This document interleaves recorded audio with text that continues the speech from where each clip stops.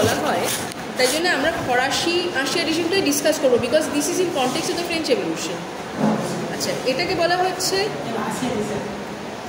Regime. তো syllabus দেখো না, সিলেবাসে লেখা আছে, তো বোর্ডে লিখে দিই না, সুবিধা হবে।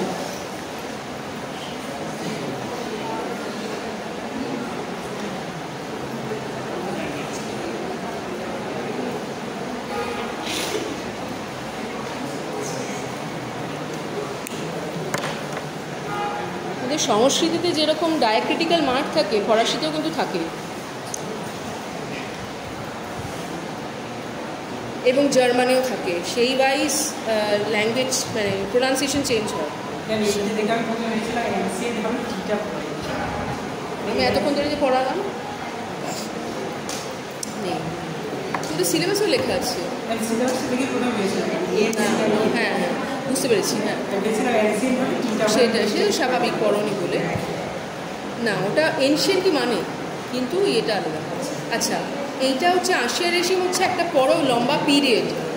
সেই পিরিয়ডটা কীরকম বলছে, যে প্রি রেভলিউশনারি ফ্রান্সে যে সোশ্যাল, পলিটিক্যাল, ইকোনমিক অর্ডার, সেই পুরোটাকে ডিসক্রাইব করছে যে পিরিয়ডটা, সেটাকে বলা হচ্ছে আশিয়া রেজিম। প্রি রেভলিউশনারি মানে 1789-তে 1789-এ ফরাসি বিপ্লব হচ্ছে। তার 2-3 বছর আগে থেকেই ধরো একটা ঝামেলা, কিন্তু তাও ধরলাম 1788-89-এর আগে যে ফ্রান্সে ব্যবস্থা ছিল, সামাজিক ব্যবস্থা, সামাজিক চিত্র এবং ব্যবস্থাই মেনলি বলবো, অর্গানাইজেশন, সামাজিক, অর্থনৈতিক এবং পলিটিক্যাল, সেই পুরোটাকে মনে করা হয় it belong to a period which is known as the ancient regime. Why ancient বা আশিয়া কেন কথাটা বলা হচ্ছে? আমরা প্রাচীন কথাটা কিসের কনটেক্সটে ইউজ করি বলো তো? কখন? তোমরা তো ফ্রেশার্স ওয়েলকাম দাও, একটা ক্লু দিচ্ছি তোমাদের।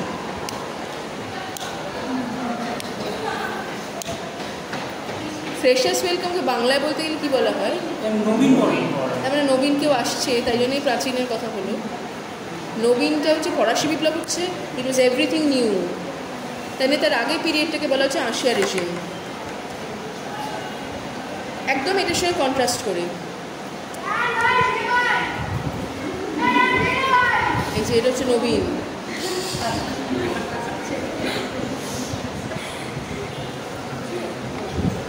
আচ্ছা, এই পিরিয়ডটা যেটা that lasted from 15th century to late 18th century, মানে 1788-89।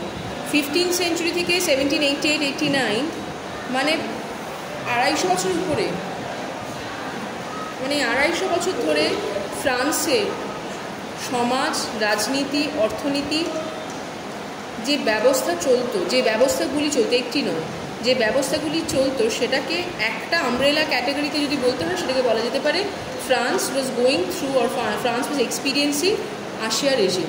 সেম ছিল একটা এজ। পলিটিক্যালি যদি দেখি, it was a period of absolute monarchy.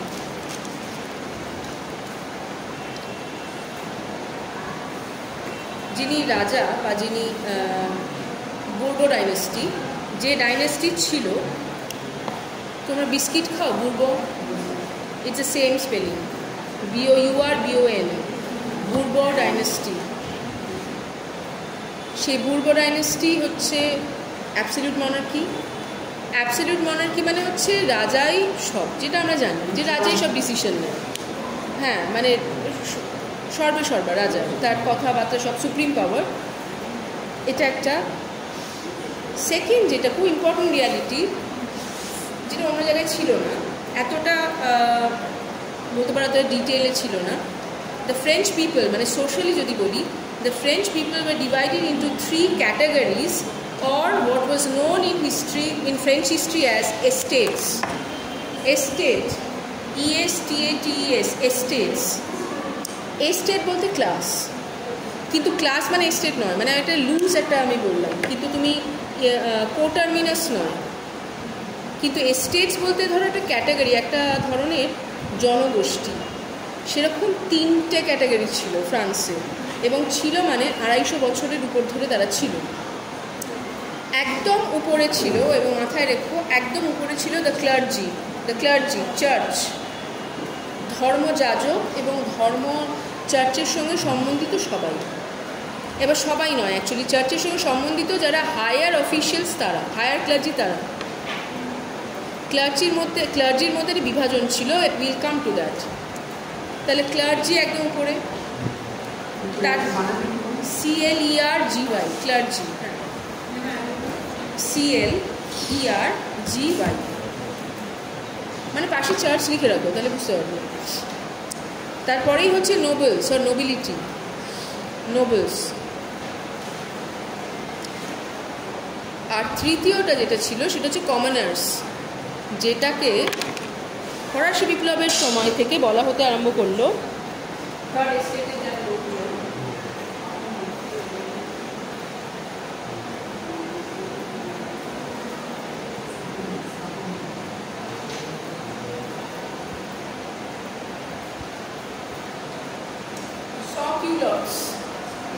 সকিউলট মানে সাধারণ লোক, সকিউলট মানে দিস ইজ ফ্রেঞ্চ টার্ম।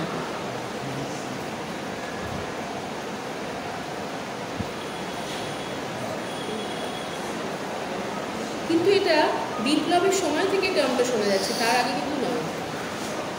মানে আমি যখনকার কথা বলছি তখন নয়, তখন সাধারণ লোক, তাদের কোনো নামও ছিল না, পরিচয়ও ছিল না। হ্যাঁ, পরিচয়ও ছিল না।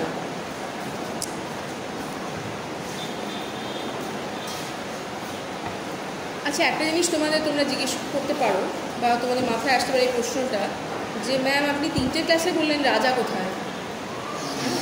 রাজার কথা তোমরা বললাম না, ক্লার্জি, নোবিলিটি আর commoners. We did not mention the king because king did not belong to any class, he was above class. মানে রাজাকে কোনো শ্রেণীভুক্ত করা সম্ভব নয়, উনি সকলের আলাদা ওনার জায়গা।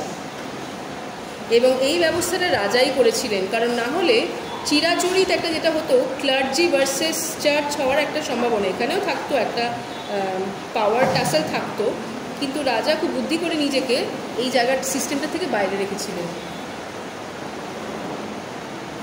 এবার এই যে 3টে শ্রেণী দেখো, ক্লার্জি, নোবিলিটি আর কমনার্স, সাধারণ লোক, তাদের মধ্যে যে দ্বিতীয় সেকেন্ড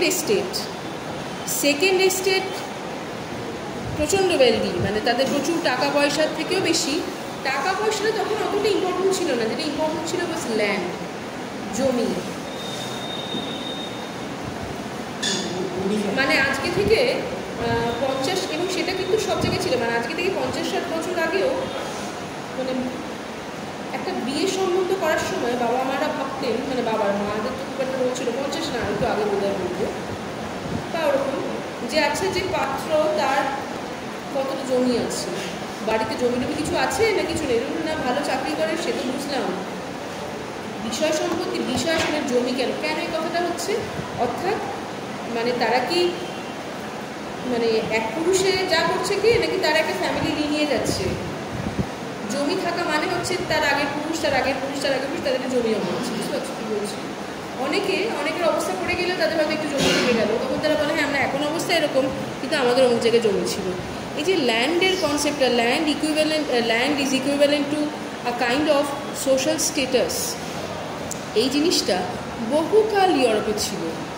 ইনফ্যাক্ট ফেমিনিজম যদি আমরা দেখি, ফেমিনিজম তো 4টে স্টেজে, 4টে ওয়েভে হচ্ছে, এবং মহিলাদেরকে তো মানুষ তো ছিল না, মহিলারা ভোটিং রাইটসও ছিল না। ভোটিং রাইটস যখন মহিলাদের হবে প্রথম ইয়েটা, সেখানে কিন্তু একটা হয়েছিল যে মহিলারা কখনোই পার্টিসিপেট করতে পারবে না ইন দ্য ভোটিং মেকানিজম। কেন? কারণ তাদের তো প্রপার্টি নেই, প্রপার্টি যাদের আছে শুধু একমাত্র সেরম লোকজনরা কিন্তু ভোট দিতে পারবে। তাহলে মহিলা এবং যারা প্রপার্টিলেস মেন অ্যান্ড উইমেন সবাই, they were outside the voting. এখন যেমন ডেমোক্রেসিতে হয়ে গেছে, যে কোনো মানে একটা পথের ভিকিরিও অবশ্য করেই সে সিটিজেন হলে অবশ্যই ভোট দিতে পারবে, মানে তার সঙ্গে কোনো সম্পর্ক নেই, কারণ তার একটা ওপিনিয়ন আছে, সে সিটিজেন। যে সময় কথা বলছি ছিল না, মানে ফেমিনিজম তো ফার্স্ট রাইটটাই হচ্ছে রাইট টু সাফরেজ, মানে আমরা ভোটটা দিতে পারি। কিন্তু তারও আগে যখন থেকে ভোটিং শুরুই হয়নি, তখনও কিন্তু প্রথম থেকে আস্তে আস্তে সাফরেজটি খুলছে না। প্রথমে শুধুমাত্র যাদের প্রপার্টি আছে, প্রপার্টি বলতে ল্যান্ড, জমি, অন্য প্রপার্টি নয়, টাকা পয়সা খুব একটা ম্যাটার করছে না। So land was the only currency which gave status to people. France এবং ফ্রান্সের মতো পুরনো যেগুলো ইউরোপিয়ান সভ্যতা, সেই সব জায়গায় একই জিনিস ছিল। তাহলে এই যে সেকেন্ড স্টেট, যারা নোবেলস বলতে কারা, তারা বেশিরভাগই হচ্ছে কিন্তু জমিদার, আজকের ভাষায় বলতে গেলে ল্যান্ড হোল্ডার্স। এই জমির জন্যে যারা সম্ভ্রান্ত এবং সম্ভ্রান্ত বংশীয় অবশ্য করুন, তাদের প্রচুর জমি জমা, অনেক হয়তো গ্রাম টাম রয়েছে। তো সেখান থেকে তারা পরবর্তীকালে আমরা দেখবো অনেকেই they took to trade, they became merchants. কিন্তু মার্চেন্টস হয়েও তারা অনেকেই তাদের এই জমি জমার যে কৌলিন্যটা বজায় রাখার জন্য রাখতো, মানে জমি জমা রাখতো।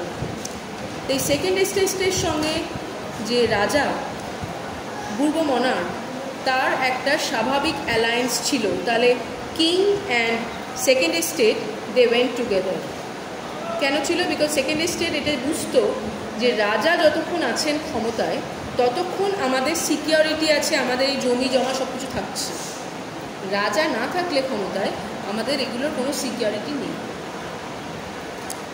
তাহলে রাজার দাক্ষিণ্য মানে রাজা যে তাদের কিন্তু দয়া দাক্ষিণ্য করতে তা নয়, কিন্তু রাজা সিম্বলাইজ এ সিস্টেম, স্ট্রাকচারটাই তো থাকবে না। রাজা অ্যাবসলিউট মনার্কি রেখেছেন বলে কিন্তু এই স্ট্রাকচারটা সেভাবে ছিল। তাই জন্য এই স্ট্রাকচারটা রাখার পিছনে দায় রাজার যেমন ছিল, এই সেকেন্ড স্টেটের মানুষজনদেরও ছিল, এটা ভেবে রাখো। তারপরে প্রথম থেকেই একটা জিনিস আমাদের মাথায় রাখতে হবে, আশিয়া রেজিমের সময় থেকেই, যে the king and the second state were very much anti change. তারা পরিবর্তন একদম চাইছে না। মানে আমরা তো বেশ আছি, আমাদের জমি মানে সব কিছু আছে, পরিবর্তন আবার কি, মানে এরকমই চলবে, 250 বছর এরকম চলেছে, এরকমই তো চলবে। তাহলে এই দুটো স্টেটের কথা। আশিয়া রেজিমে আরেকটা যেটা যাদের কথা বলা, সেটা হচ্ছে ক্লার্জি, বলছিলাম। এবার এই ক্লার্জি প্রচণ্ড ক্ষমতাবান। আমি প্রথমেই বলেছি কিন্তু ক্লার্জি মাথার উপরে ছিল।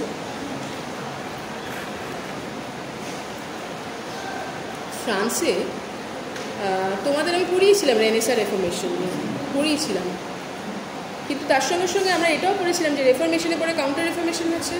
সেখানে আবার ক্যাথলিসিজম ফিরে এসেছিল অনেক জায়গায়, ফিরে যে এসেছিল ফ্রান্সে তো এসেই ছিল অনেক জায়গায় ভীষণভাবে। ইনকুইজিশন তারপরে হচ্ছে।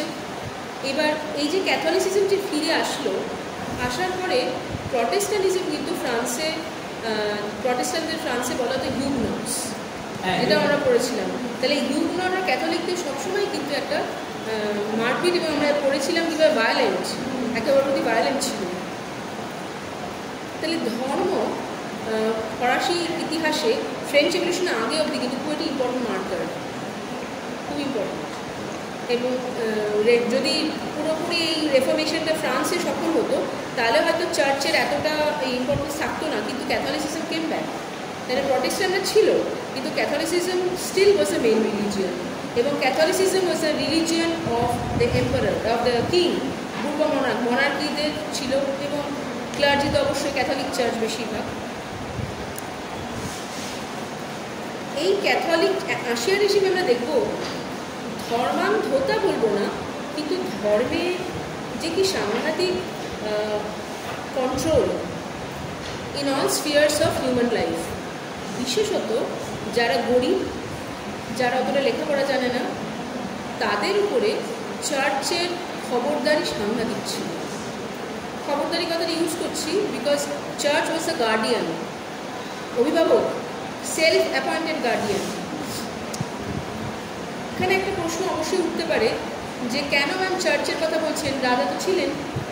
রাজা অবশ্যই ছিলেন, কিন্তু রাজার সঙ্গে তো দেখা হতো না এদের।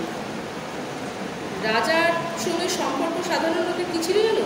থ্রু দ্য ট্যাক্স অফিসার্স, যারা রেভিনিউ এজেন্টস, টাকা কালেক্ট করতে, খাজনা টাকা কালেক্ট করতে বা নানা রকম খাজনা বসাতে, অথবা যারা এখনকার বাংলা ভাষায় বলতে গেলে কোটাল বা পুলিশ ধরে বেঁধে নিয়ে যাওয়া।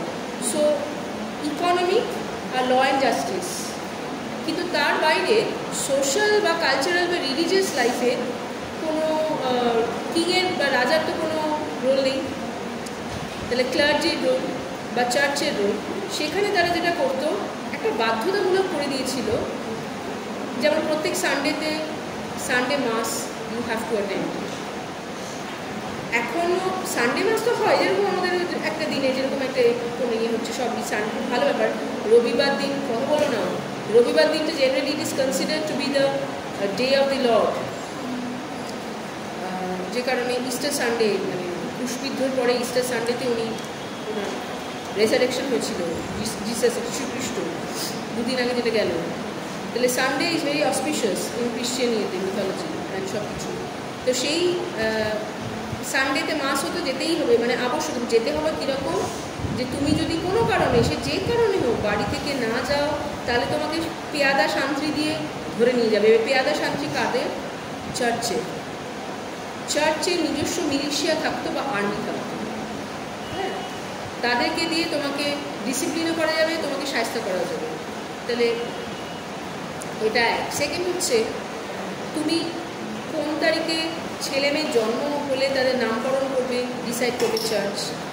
তুমি ছেলে মেয়েকে যদি একটা সময় ব্যাপটিজমের জন্য না নিয়ে আসো নামকরণ করাতে, তাহলে চার্চ আবার তোমাকে সেই সামান করবে, সময় কাটাবে যে কেন। তাহলে তোমার কোথাও নিজের জীবনের বাইরে ধর্মকে রাখার উপায় ছিল ফ্রান্সে। এবং উপায় ছিল কাদের? উপায় ছিল হচ্ছে যারা উচ্চবিত্ত শ্রেণী, তাদেরকে এই ঝামেলাটি করতে হবে। কিন্তু যত গরিব তুমি এবং যত তুমি তোমার সোশ্যাল পজিশনে, সোশ্যাল ল্যাডারে কম, মানে তুমি সোশ্যালি আর ইকোনমিক্যালি যত নিচের দিকে, তত চার্চের মহিমা বাধ্য হবে তুমি অ্যাকসেপ্ট করতে, এক্সেপ্ট। এটা একটা ছিল তাহলে চার্চের ব্যাপারটা। এবং আরেকটা জিনিস খুব ইম্পর্টেন্ট বলার, আশিয়া রেজিমে একদিকে যেমন পলিটিক্যাল পাওয়ার অ্যাবসলিউট ছিল রাজার, সেরকমও কিন্তু corruption was also on the rise.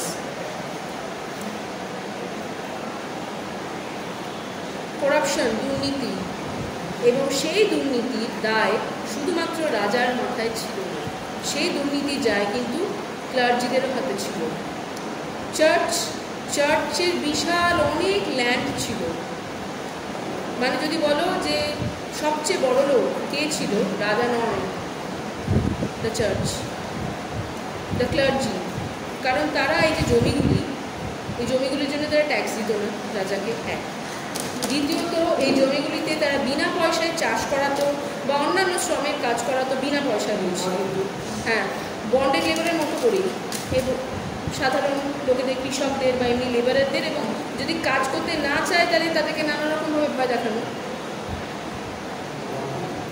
এইটা একটা অদ্ভুত সিস্টেম ছিল। তার মানে রিলিজিয়ানটাকে একটা কন্ডুইট বা রিলিজিয়ানটাকে একটা মাধ্যম করে অ্যাকচুয়ালি একটা খুব হাই লেভেল অফ অপারেশন চালাতো নানা রকম ক্লার্জি। চার্চ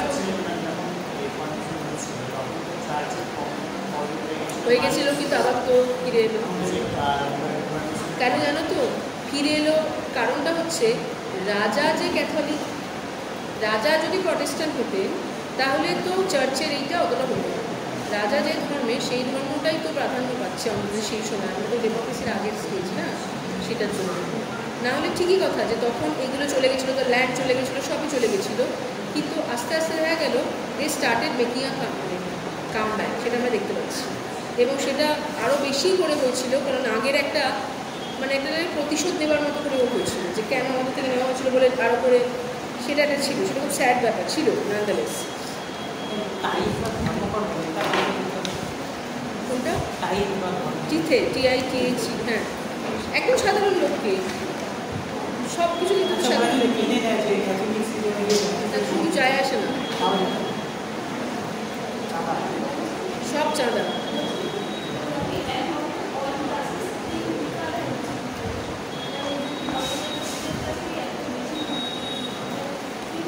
রাজা এইগুলোর মধ্যে না, রাজার জায়গাটা তো কেউ নিতে পারবে না, কারণ রাজা তো হচ্ছে যেটা নন স্পিরিচুয়াল রেন, সেটার উনি হেড।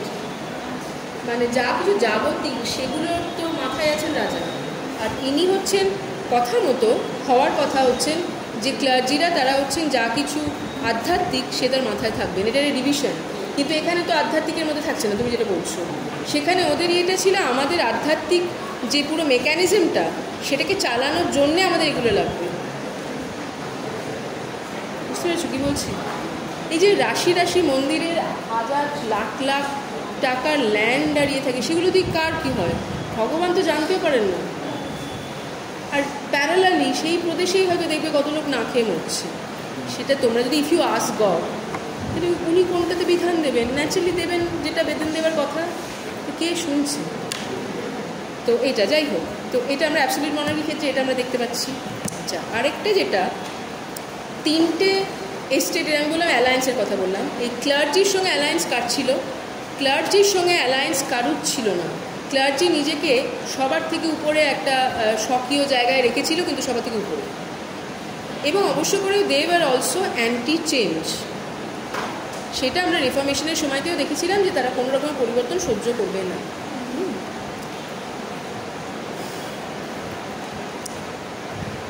এই ল্যান্ড ট্যাক্স বা টিথেস কিন্তু ধর্ম ট্যাক্স ছিল না, ল্যান্ড ট্যাক্স ছিল। ল্যান্ডে দিতে হতো, ল্যান্ড, ধর্ম নয়। ধর্মের কোনো ট্যাক্স আলাদা করে ছিল না, সবাইকে দিতে হতো। জমির কর, এবং আরেকটা যেটা পরবর্তীকালে হয় রোড ট্যাক্স, সেটা পরে আসবে। এই ল্যান্ড ট্যাক্স যেটা দিতে হতো সেটা সেকেন্ড এস্টেটকে দিতে হতো না, দিতে হতো হচ্ছে মেইনলি থার্ড এস্টেট। আচ্ছা, তাহলে ফার্স্ট এস্টেটের মধ্যে ছিল ক্যাথলিক চার্চ। আমি বলছি কারাগারে ছিল ক্যাথলিক চার্চ একা, আর কেউ নয়, এবং যার বিশাল জমিদার। সেকেন্ড এস্টেটের মধ্যে ছিল হচ্ছে যারা ল্যান্ডেড পিপল, এবং অবশ্য করেই তারা সম্ভ্রান্ত বংশীয়, প্রিভিলেজড। সম্ভ্রান্ত বংশীয় কথাটা বলছি কেন? জমি সেভাবে বেচা কেনা করা যেত না। Land was not a private property. Land became a private property much later. মানে land became a private property from 1780s। 1780 সালের আগে ল্যান্ড প্রাইভেট প্রপার্টি নয়, ইংল্যান্ডেও নয়। এগ্রিকালচার রেভলিউশন হয়েছিল ইংল্যান্ডে যখন, ঠিক তার পরেই একটা প্রয়োজন অনুভব করা হয় যে আমাদের আরও জমি দরকার। তখন যেগুলো খোলা, মানে যেগুলো কারুরই মালিক নয়, সেরকম জমি স্টেট নিতে আরম্ভ করে। এবং কিছু কিছু জমি তারা এই প্রস্তাব দিয়েছিল যে যাদের অনেক জমি আছে তারা চাইলে বিক্রি করতে পারে। এই যে ল্যান্ড সেলেবল প্রপার্টি, এটা প্রথম এগ্রিকালচার রেভলিউশনের কনটেক্সটে আমরা দেখতে পাবো ইংল্যান্ডে। আমাদের দেশে বারবার করে আমি বলছি, কারণ ফাইনালি হিস্ট্রি ইজ কানেক্টেড। আমাদের দেশে land became private property only after 1793 permanent settlement, চিরস্থায়ী বন্দোবস্তের পরে, তার আগে নয়। হ্যাঁ, এটা হলো। তাহলে সেকেন্ড এস্টেটে আমরা নোবিলিটিকে দেখতে পাচ্ছি যাদের অনেক জমি জমা এবং তাদের ইয়ে। থার্ড এস্টেটে কমানার্সদের মধ্যে কারা? এটা ইয়েতে অবশ্য করে পেজেন্টস, চাষি, অল ফর্মস অফ লেবারারদের মধ্যে হাতে কাজ করছে, কয়লা খনি শ্রমিক সবাই আসছে, মাছ ধরছে যারা, ট্রান্সপোর্ট ওয়ার্কার্স সবাই আসছে। তাছাড়া ছিল বুর্জোয়া ক্লাস। বুর্জোয়া, যেটাকে বাংলায় তুমি বলবে বুর্জোয়া, এটা আবার একটা ফরাসি টার্ম, তো ওরা জোয়াটা হ্যাঁ,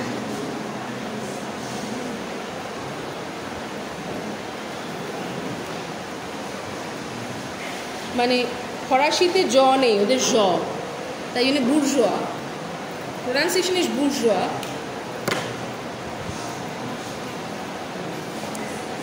আমাদের ইংরেজিতে প্রচুর ফরাসি টার্ম আছে, শিখে নিলে সুবিধা হবে, কিন্তু তার সঙ্গে সঙ্গে তোমাদের প্রোনাউন্সিয়েশনটা একটু জানতে হবে। সেটা জানা খুব সোজা। টার্মটা টাইপ করলে গুগলে তার তলাতে ইয়েটা থাকে, তোমার একটা সাউন্ডের একটা মাইকের ইয়ে থাকে, you just click on that and hear the, সবসময় প্রোনাউন্সিয়েশনটা বলো, এটাতেই তো পাওয়া যাবে, সব জায়গায় পাওয়া যায়। আচ্ছা, তো বুর্জোয়া থাকতো, এবার বুর্জোয়াদের মধ্যে কারা? এই বুর্জোয়ারা হচ্ছে মেনলি যারা সার্ভিস পিপল, ধরো অধ্যাপক, স্যালারিড পিপল, অধ্যাপক, ডক্টরস, লয়ার্স, ব্যাংকার্স খুব বেশিভাবে, এবং কিছু কিছু মার্চেন্টসও বটে। কিছু কিছু মার্চেন্টস যারা সেলফ মেড, মানে যারা সেকেন্ড এস্টেটে নয়, মানে যারা হচ্ছে আমার অনেক সম্পত্তি আছে, আমি সেখান থেকে কিছুটা দিয়ে ব্যবসা করলাম, সেরকম নয়। মানে not like Ambanis but like Tatas. Not like Ambanis কেন বলছি? মানে ধীরুভাই এই সময় বললে আলাদা কথা, ধীরুভাই সেলফ মেড একদম, কিন্তু এখন তো নয়, মানে তাদের তো ছিল, সেখান থেকে ওইটা থেকে বাড়িয়েছে। যেটা হয় বুর্জোয়া যারা মার্চেন্ট, তারা হচ্ছে সেলফ মেড মার্চেন্টস, তারা নিজ ইয়েতে খেটে করেছে এবং তারা সফল হয়েছে, সেটা তারা ছিল।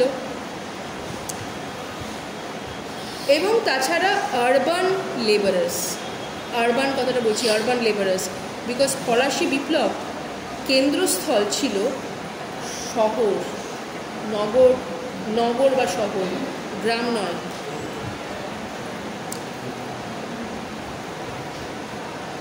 এবার আমি এটা ইন্টারেস্টিং ব্যাপার, আমি I am going slow on the French year, কিন্তু এটা ইন্টারেস্টিং ব্যাপার আসে রেজিমে। দেখো এই যে থার্ড এস্টেটটা একবার বিচার করো তো, থার্ড এস্টেটের মধ্যে কাকে কাকে বললাম?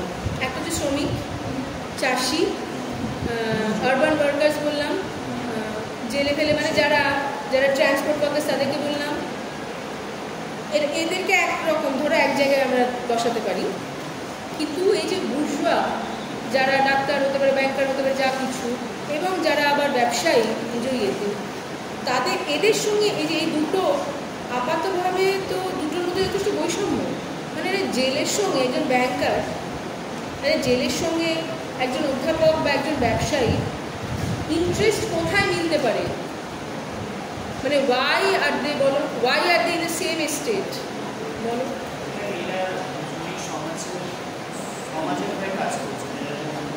সমাজের হয়ে বলতো? ও আচ্ছা, তুমি বলছো যে কোনো সার্ভিস দিচ্ছে।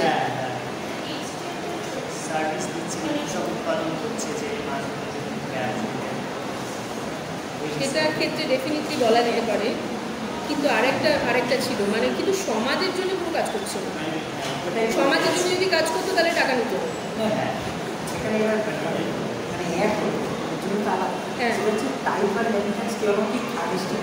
শুনতে পাচ্ছি না।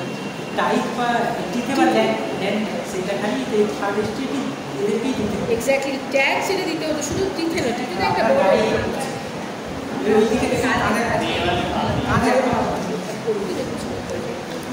টিথে, বুঝতে পারছি যখন দেখতে হবে টিথে বা ল্যান্ড ট্যাক্স তো ছিল, এবং সেটা বড় ট্যাক্সটা মানে অনেকটা দিতে হতো। তাছাড়াও আরও 99 রকমের ট্যাক্স ছিল, 99। শুধু থার্ড এস্টেটকে দিতে হতো সেটা, হ্যাঁ থার্ড এস্টেটকে দিতে হতো। এবং তাতেও কি হলো, ট্যাক্স দিতে হলে এরা তো রোজগার করছে, যারা গরিবরা তারা নয় কম রোজগার করছে, ট্যাক্স দিতে বড় লোকেদের আপত্তি কোথায় জিজ্ঞেস করছি আমি। না সব দিলেও ধরো দিল না, সেটা তো আমরা আসবো পরে। কিন্তু থার্ড এস্টেটের মধ্যেও একটা তো বৈষম্য, কিন্তু আরেকটা অসুবিধা কোথায় হচ্ছিল, বিশেষত ট্রেডার্সদের অসুবিধার জায়গাটা কোথায় ছিল? I am asking you a question, until and unless you answer I can go on. প্রশ্নটা হচ্ছে, থার্ড এস্টেটের মধ্যে যারা ব্যবসায়ী ছিল, যারা সেলফ মেড নিজেরা, হ্যাঁ তাদেরকে অনেক ট্যাক্স দিতে হতো, বাকিদের যেন দিতে হতো থার্ড এস্টেটে। কিন্তু দেখা যেত এই যে বুর্জোয়া ক্লাস, তাদের ভীষণ আপত্তি হয়েছিল এবং ভীষণ তাদের অ্যান্টাগনিজম হয়েছিল সেকেন্ড এস্টেটের প্রতিও এবং রাজা ক্লার্জি সকলের এগেনস্টে। তাদের ট্যাক্সের প্রতি এত অনীহা ছিল কেন, একটা প্রশ্ন।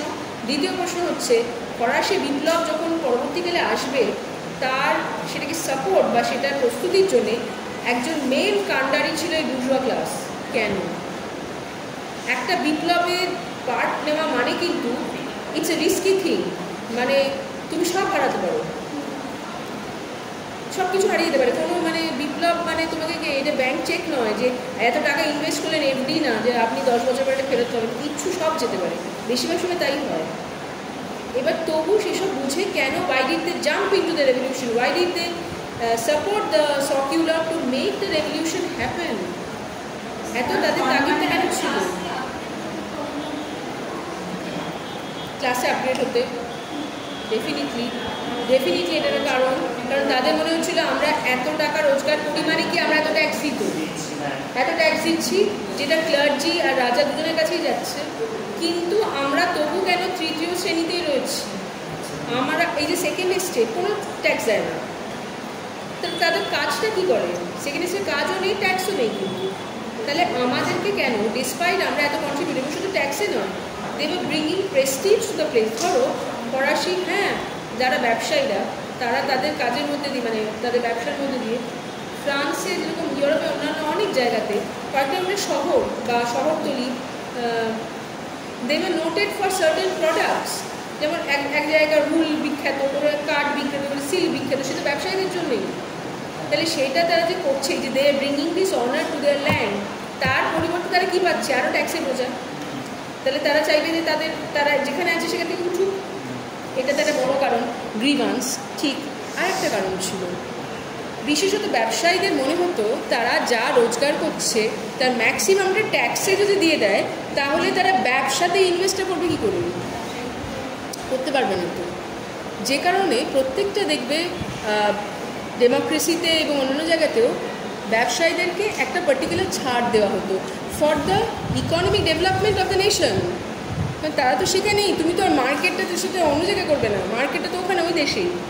ব্যবসায়ীদেরকে একটা স্পেশাল প্রিভিলেজ দেওয়া হয়, কারণ যত তারা ব্যবসাটা বাড়বে তাদের প্রফিট হবে ঠিকই, কিন্তু অর্থনীতি উঠবে, বুঝতে পারলেন? সেই জিনিসটা তো হচ্ছে না, হাতে এক্সট্রা যে টাকাটা সেটাই তো থাকছে না, সব তো ট্যাক্সে দিয়ে দিতে হচ্ছে। So that was also resented to the nail by this bourgeois. তাহলে এই তিনটে ক্লাসই কিন্তু এই রিজেন্টমেন্ট তো অনেক মানে পরে পরে আস্তে আস্তে দানা পাচ্ছে, এই পুরো পিরিয়ডটা ধরে আমরা দেখতে পাচ্ছি এটা সেটা। আশিয়া রেজিমের আরেকটা যেটা ছিল মানে ক্যারেক্টারিস্টিক্স বা যেটা আমরা দেখতে পাচ্ছিলাম সেটা হচ্ছে জার্মানির মতোই, ইংল্যান্ডের মতো নয় কিন্তু জার্মানির মতোই ফ্রান্সে অনেকগুলি রাজ্য মানে একসঙ্গে একত্রিত ছিল যাদের আলাদা আলাদা কাস্টম বা ল। মানে ফ্রান্সে যদি তুমি এখন প্যারিসে যাও, প্যারিসে একরকমের আইন, তুমি যদি এখন মার্সেই বা লিয়ন্সে যাও আলাদা রকম আইন, আলাদা রকমের প্রথা। তাহলে ইটস লাইক ফ্রান্স একটা দেশ, কিন্তু তার মধ্যে যেন ছোটো ছোটো অনেকগুলি দেশ, এত ছোট ছোট জায়গা যেগুলো প্রত্যেকটা একে অপরের থেকে আলাদা। সেটাতে রিজিওনাল আইডেন্টিটি নিশ্চয়ই করে খুব ভালো হয়, কিন্তু ন্যাশনাল আইডেন্টিটি গঠন কিন্তু হয় না।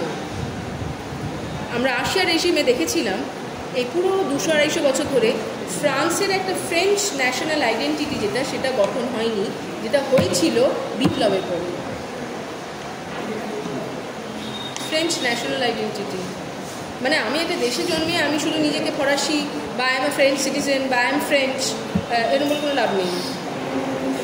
আমাদের মধ্যে একটা সাদৃশ্য থাকতে হবে, আমাদের ভাবনা চিন্তা একটা মিল থাকতে হবে। মিলটা তখনই থাকতে পারে যখন একই ধরনের সিস্টেমের মধ্যে আমরা থাকবো। এরকম যদি হয় কলকাতা, দুর্গাপুর, বারাসাত, শান্তিনিকেতন আলাদা আলাদা সিস্টেম, আলাদা আলাদা প্রথা চলছে, তাহলে কিন্তু that will foster different kinds of regional identities. তাতে রিজিওনালিজমটা বেটার হবে, কিন্তু দেশের একটা দেশ ইউনিটি যে ন্যাশনাল একটা জিনিস, আমরা যে সবাই ভারতীয়, এই জিনিসটা ব্যাহত হবে। সেটা ফ্রান্সে ভীষণভাবে হয়েছিল। কারণ কেন? Because of the lack of vision. কোনো সম্রাট বা কোনো রাজা ছিল না ফ্রান্সে এই 250 বছর ধরে যিনি অ্যাকচুয়ালি নিজেরটা ছেড়ে দেশটার কথা ভাববেন। তিনি প্রত্যেকটা প্রদেশে আলাদা আলাদা করে এমনভাবে করে রাখতেন, এবং প্রত্যেকটা প্রদেশের উপর আরও একটা কারণ কেন, কারণ প্রত্যেকটা প্রদেশে সেখানকার যে সেকেন্ড এস্টেটের যে খুব পরাক্রমশালী জমিদার, তিনি যেন নিয়ম করতেন অনেক ক্ষেত্রে সেটা চলত। সো হচ্ছে প্যারালেল। তাহলে সেখানে তো ন্যাশনাল ব্যাপারটা থাকছে না। রাজার একটাই মাথা ব্যথা ছিল, সে যেন সময় ট্যাক্স পায়, আর কিচ্ছু মাথা ব্যথা ছিল। সো ফ্রান্সের উন্নতি কিন্তু এই 200-250 বছর ধরে কিছুই হয়নি, এটা আমরা দেখব। তাহলে আশিয়া রেজিম পিরিয়ডটা এক কথা বলতে গেলে যথেষ্ট ব্যাকওয়ার্ড। এবার ব্যাকওয়ার্ড আমরা বলছি কারণ পরবর্তীকালে যেটা বলতে পারি, তাহলে ব্যাকওয়ার্ড কথাটা বলা উচিত নয়, বলা উচিত দ্য আশিয়া রেজিম পিরিয়ড ওয়াজ চেঞ্জলেস। কথা বলো না, থার্ড বেঞ্চ বাদিকে কথা বলো না, নট টক। থার্ড বেঞ্চ বাদিক নয়, থার্ড বেঞ্চ, ফোর্থ বেঞ্চ বাদিক এবং মধ্যেটা fourth bench, entire fourth bench কথা বলো না। তুমি আজকে কথা বলছো না, ফোর্থ বেঞ্চ কথা বলছি, কথা বলো না। আমি তো বারবার বলছি, আমি দেখতে পাই তো কী করবো। থার্ড ফোর্থ বেঞ্চকে জায়গা চেঞ্জ করে এখানে বসাতে হবে। যা কথাবার্তা বাইরে বলো না, গরমে এত কথা বলতে ইচ্ছে করে, গরম লাগছে না কি? হ্যাঁ, আশিয়া রেজিম যেটা বলছি, কারণ এগুলো অ্যানালিসিস তো পাবে না তো কোথাও। আশিয়া রেজিম ওয়াজ চেঞ্জলেস। ব্যাকওয়ার্ড বলবো না, ব্যাকওয়ার্ড লিখে থাকলে কাটো। ব্যাকওয়ার্ড আমরা বলতে পারি না, কারণ তারপরেরটা যে ফরওয়ার্ড সেটা আমরা কে বলতে পারি? That is open to discussion. Changeless, কোনো রকমের পরিবর্তন আসবে না, কোনো পরিবর্তন হবে না। মানে চেঞ্জলেস, অসিফাইড। অসিফাইড মানে একদম প্রস্তরীভূত, মানে পাথরের মতো হয়ে গেছে, সিস্টেমগুলো পাথরের মতো হয়ে গেছে। সেই জায়গা থেকে দুটো জিনিস, বেরোনো, হঠাৎ করে মানে এখান থেকে চেঞ্জটা হলো কী করে? এখানে এনলাইটেনমেন্টের ভূমিকা খুব বেশি। এবং দুজন মানুষ, একজনের নাম হচ্ছে, মানে একটা তো ফিলসফার্সের আছেই, তো দুজন লোক, একজন হচ্ছেন ভলতেয়ার, আরেকজন ডেকার্ট। ডেকার্টের কথা তোমাদের স্যার কি বলেছেন এনলাইটমেন্টের সময়? রেনি ডেকার্ট বলেছেন না? সঙ্গীত স্যার, ভলতেয়ার, আরেকটা হচ্ছে ডেকার্ট। বলেছে হ্যাঁ, ভলতেয়ার তো বলতেই হবে। ডেকার্টের স্পেলিং হচ্ছে DESCARTES, Descartes, but it's pronounced as Descartes. S is silent. Descartes. ডেকার্টের থিওরি হচ্ছে কার্টেসিয়ানিজম।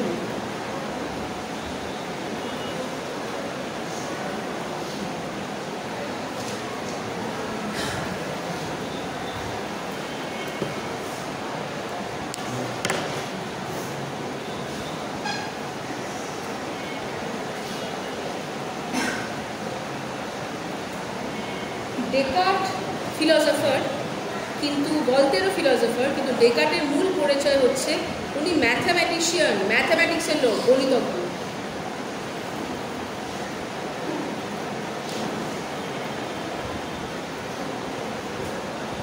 এবং ডেকার্ট চারটে ভাগে ভেঙেছিলেন সময়কে, ফ্রান্সের নয়, পৃথিবী মানে ইউরোপের চারটে ভাগে। প্রথমটা শুরু হয়েছিল একদম অ্যান্টিকুইটি গ্রিক পিরিয়ড থেকে। হ্যাঁ, গ্রিক পিরিয়ড থেকে শুরু হয়েছিল প্রথমটা, গ্রিক, রোমান এবং তারপর রেনেসাঁ, তিনটে গেল। উনি দেখাচ্ছেন যে তিনটে পিরিয়ডটাতেই মনুষ্য জাতি, মানে ফরাসি না, মনুষ্য জাতি অনেকটা এগিয়ে গেছিল, উন্নতি সব দিকে, সর্বাঙ্গীনভাবে তাদের উন্নতি হয়েছিল। ঠিক তার উল্টোটা হয়েছে লুই দ্য 16 বা ষোড়শ লুইয়ের সময়তে। যতটা এগিয়ে ছিল ততটা পিছিয়ে গেছে। সো ফোর্থ স্টেজ হচ্ছে লুই দ্য 16 সময়। চারটে স্টেজই বললাম তো। প্রথমটা হচ্ছে গ্রিক, তারপর রোমান, তারপর রেনেসাঁ, তারপরে ফোর্থটা হচ্ছে এটা। তিনটে হচ্ছে উন্নতি, প্রথম তিনটে, লাস্টটা উন্নতির নয়, একদম ব্যাকওয়ার্ড, পিছনে আসছে। গ্রিক রোমান, গ্রিক আলাদা, রোমান আলাদা, রেনেসাঁ আলাদা, লাস্টটা হচ্ছে লুই 16। এবং ডেকার্ট এইটাকে ম্যাথামেটিক্যাল প্রিসিশনের মধ্যে দিয়ে এগুলো দেখছেন, মানে ফিলসফি করছেন ঠিক আছে, উনি 1680s ডেকার্টের যে বইটা, যেটার বেসিসে উনি ওনার অত্যন্ত মানে ইটস আ রেভলিউশনারি লিখছেন, সেটাকে হচ্ছে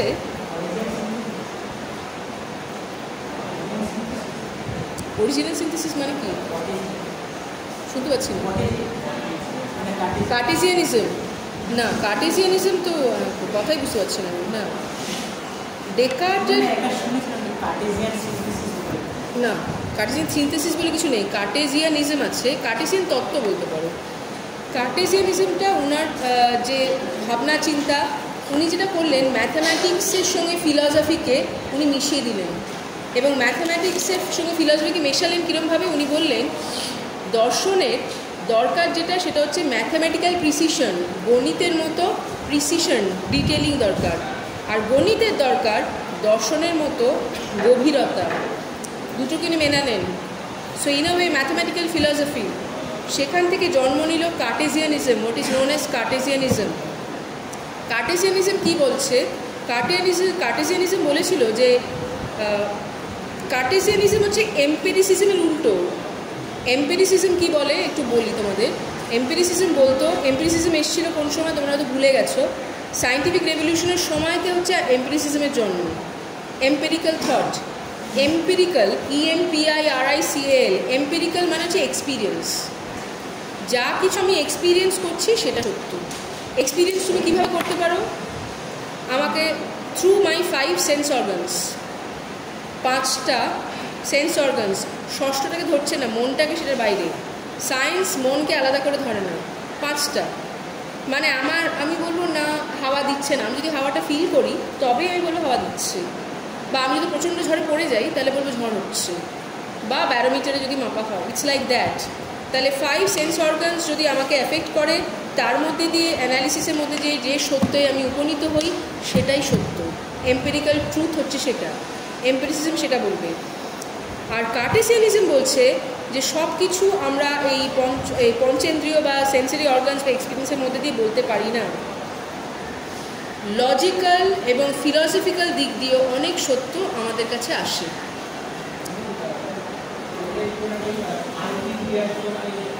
কজিটো আর্গো সুম, সেটাতেই আসছে আমি, I think therefore I am, সেখানেই আসছে এক্স্যাক্টলি ওই। এবার তারপরে যেটা ওনার মানে it's a path breaking, timeless, ওনার যেটা উক্তি না উনি লিখেছিলেন এবং তারপর বলেছিলেন, সেটা হচ্ছে বলছেন যে 2 রকমের জিনিস হয়, মাইন্ড আর ম্যাটার। হ্যাঁ, মাইন্ড মানে মাইন্ড, বুঝতে পারছো? ম্যাটার হচ্ছে ম্যাটার মানে যার মধ্যে হচ্ছে প্রাণ নেই, দেয়াল, আলমারি, যা কিছু ওগুলো হচ্ছে ম্যাটার, সেটা। Both mind and matter deal with finite things. Finite things মানে ফাইনাইট আর ইনফাইনাইট, বলো বাংলাটা কি? শুনতে পাচ্ছি না। গোনা যায়, গোনা যায় তো যেটা হচ্ছে ফাইনাইট হচ্ছে যা জন্ম এবং মৃত্যু আছে সেটা। গোনা যায় তো কী করে তুমি? তাহলে আমরা 5 সেন্স অর্গানসে যখন গন্ধ পাই, can you count that smell? You can also count what you seeing. তুমি আকাশ দেখছো, আকাশে গুনতে পারো নাকি? তুমি তো দেখছো। Colour you cannot count, quantifiable নয়। ফাইনাইট বিইং হচ্ছে মানুষ, হচ্ছে ফাইনাইট বিইং, অর্থাৎ জড় আর অজড় বাংলায় বলতে গেলে। অজড় হচ্ছে শিব ঠাকুরের কোনো নেই, ইনফাইনাইট, আদি অন্ত নেই, অনাদি মানে আদি, মানে he did not, he is creation. তো সেটা মানে মিথোলজি দিক দিয়ে তাই বলছি যে হি ইজ ক্রিয়েশন। আবার ওই দিক দিয়ে যদি দেখো তাহলে বলবে যে তাহলে শক্তি, মানে সেখানে উনাকে ক্রিয়েট করা হয়েছে না, কারণ শিবের যেহেতু এসেন্স হচ্ছে শক্তি, শক্তি ইজ অলসো ইনফাইনাইট, শক্তি তো ডেফিনেটলি। দেয়ারফর দ্য উইমেন, যেটাকে the symbol is infinite. For women, the symbol is infinite. That is the Latin symbol for infinity. The symbol which is used to depict women. That is a symbol for us. কারণ it is not the মানে আমরা মারা যাচ্ছি কি করছি সেটা নয়, it is the প্রাণ, মানে is the essence, because we are life givers, women are life givers. সেই যাই হোক, তো এবারে আমরা যদি আবার ফিরে যাই ফাইনাইট ইনফাইনাইট, উনি কী বলছেন? মাইন্ড ম্যাটার দুটোই ফাইনাইট, স্বাভাবিক। জিনিসপত্রের টেবিল ভেঙে যাবে, মানুষ মারা যাবে, জন্মাবে মারা যাবে। ইনফাইনাইট তাহলে কি? ইনফাইনাইট হচ্ছে ঈশ্বর এখানে, এবং এটা দ্বারা একটা ডিরেক্ট ক্লাসিফিকেশন আলাদা করছেন উনি, কিন্তু ম্যাথামেটিশিয়ান, মনে রেখো। কিন্তু কোনো ম্যাথামেটিশিয়ান বা কেউ সেই সময়তে এথেইস্ট নয়, মানে ঈশ্বর মানে নিরশ্বরবাদী বা একদমই নয়, কিন্তু লজিক্যাল উনি হচ্ছেন। এবং সেখানে উনি ওনার যেটা প্রোনাউন্সমেন্টটা করছেন, যেটা হ্যাঁ